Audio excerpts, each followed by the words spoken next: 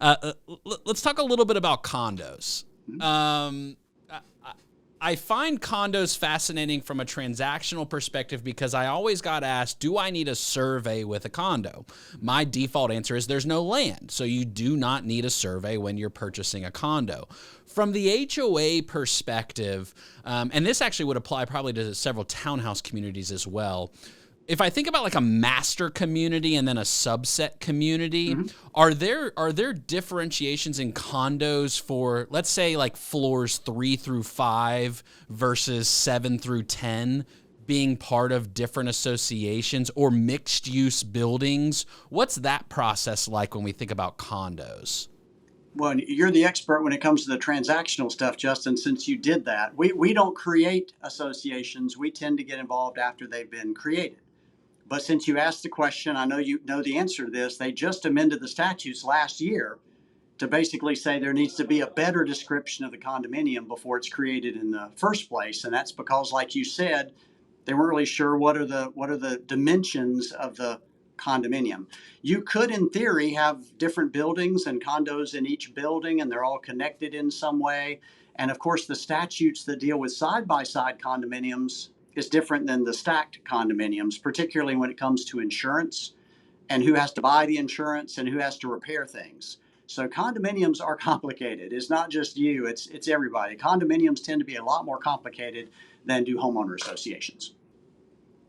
Have you run into a condo that doesn't have a management company?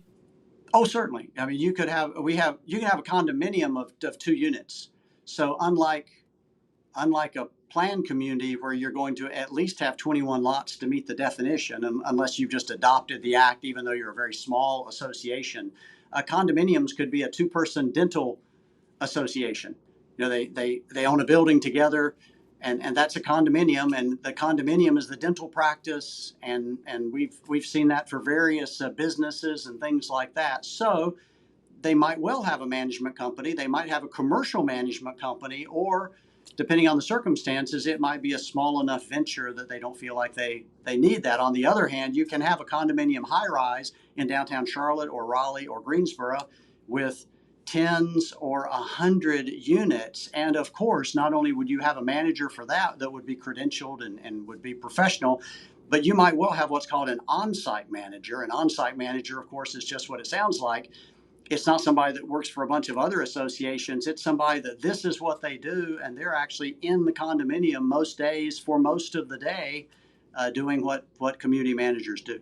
Hypothetical for you here, taking the opportunity. A 2-unit condo. What's the default rule if the parties don't agree? The documents are supposed to say what happens. But I do know from experience, Justin, because we've seen it before, and again, we don't draft these original documents, but we have seen them before where each side had 50% of the vote.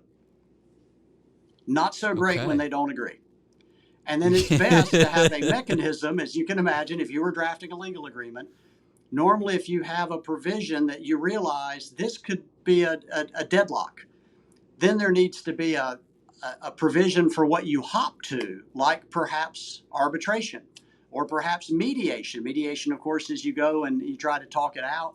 And sometimes if the mediation doesn't work, then there's a default provision of arbitration, which is where an arbitrator is picked by the parties, and the arbitrator decides who's right and who's wrong. Or if they can't even agree on who the arbitrator is going to be, sometimes the provisions are that Justin picks an arbitrator, I pick an arbitrator, and those two arbitrators pick a third arbitrator, and you have a panel of 3 people. So since you were in the transactional side, it truly is, there is many opportunities as there are ideas you can come up with as to how these things might be drafted.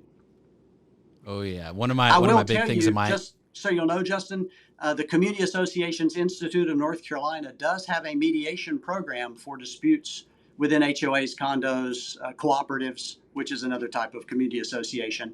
And so there's a process for going through mediation through the Community Association Mediation Program of the North Carolina chapter of the Community Associations Institute.